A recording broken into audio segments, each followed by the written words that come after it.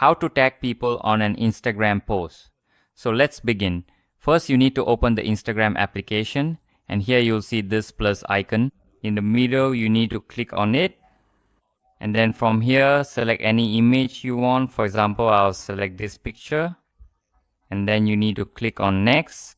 Once you click next, you can add your preferred music or anything else you want from here.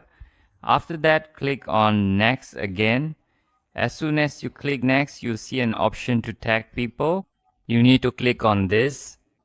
From here, you can also invite for collaboration or do anything else you want. Click on invite here. Now select the account of the user you want. Search for them first, then select them and they will collaborate. And this is how you can tag any people on your Instagram post. So that was today's video. I hope you liked the video. If you enjoyed it, please like this video, subscribe to our channel, and make sure to press the bell icon.